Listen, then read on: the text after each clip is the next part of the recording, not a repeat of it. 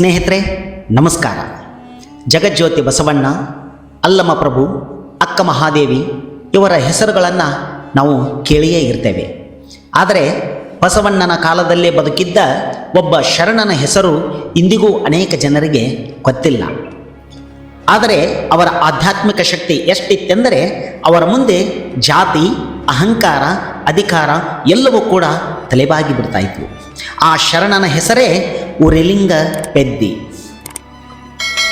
ಉರಿಲಿಂಗ ಪೆದ್ದಿ ಯಾರು ಇವರು? ಏಕೆ ಇವರನ್ನು ಸಮಾಜ ತಿರಸ್ಕಾರ ಮಾಡಿತ್ತು?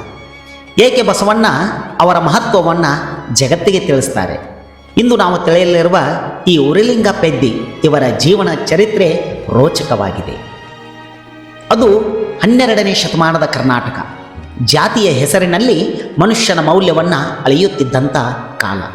ಕೆಲವರು ಮೇಲ್ಜಾತಿ, ಕೆಲವರು ಕೆಳಜಾತಿ. ಕೆಲವರಿಗೆ ದೇವಸ್ಥಾನದ ಪ್ರವೇಶ ಉಂಟು, ಇನ್ನು ಕೆಲವರಿಗೆ ಗ್ರಾಮದ ಒಳಗಡೆ ನಡೆಯುವ ಹಕ್ಕು ಕೂಡ ಇರ್ತಾ ಇರಲಿಲ್ಲ.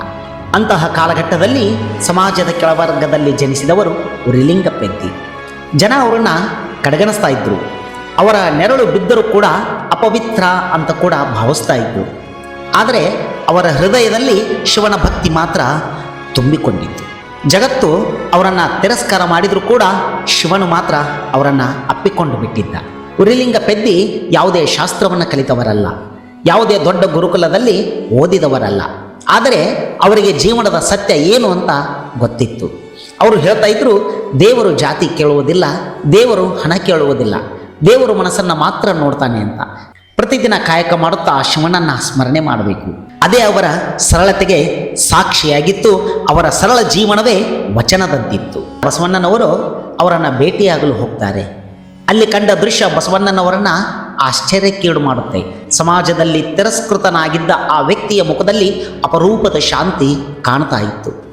ಅವರ ಮಾತುಗಳಲ್ಲಿ ಜ್ಞಾನ ಹರಿತಾ ಇತ್ತು. ಬಸವಣ್ಣನವರಿಗೆ ಅರಿವಾಯಿತು, ಜ್ಞಾನವು ಜಾತಿಯಲ್ಲಿ ಇಲ್ಲ, ಭಕ್ತಿಯು ಜನ್ಮದಲ್ಲಿ ಇಲ್ಲ, ದೇವರ ಅನುಗ್ರಹಕ್ಕೆ ಯಾವುದೇ ಗೋಡೆಗಳಿಲ್ಲ. ಆ ದಿನದಿಂದ ಉರಿಲಿಂಗ ಪೆದ್ದಿಗೆ ಅನುಭವ ಮಂಟಪದಲ್ಲಿ ವಿಶೇಷ ಸ್ಥಾನವನ್ನು ದೊರಕಿಸಿಕೊಡಲಾಯಿತು. ಉರಿಲಿಂಗ ಪೆದ್ದಿಯ ಜೀವನ ಒಂದು ದೊಡ್ಡ ಸಂದೇಶ.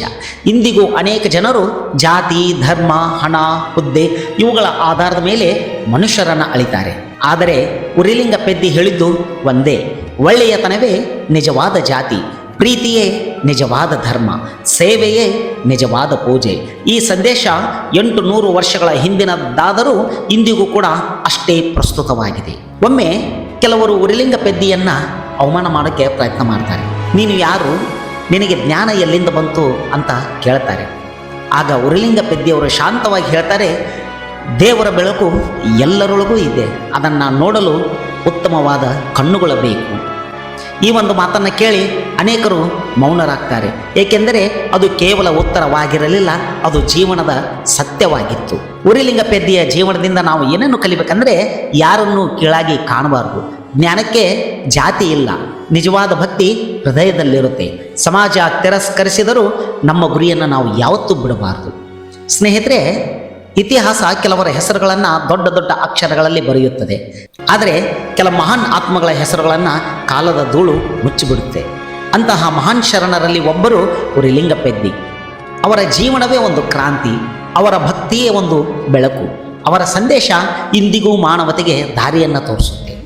ಸ್ನೇಹಿತರೆ, ಈ ಕತೆ ನಿಮಗೆ ಇಷ್ಟವಾಗಿದ್ದರೆ ಲೈಕ್ ಮಾಡಿ ಅಂತ ಹೇಳ್ತಾ, ಮುಂದಿನ ಸಂಚಿಕೆಯಲ್ಲಿ ಮತ್ತೊಂದು ವ್ಯಕ್ತಿಯ ಕುರಿತು ಮಾತನಾಡೋಣ. ಅಲ್ಲಿವರೆಗೂ ನಮಸ್ಕಾರ.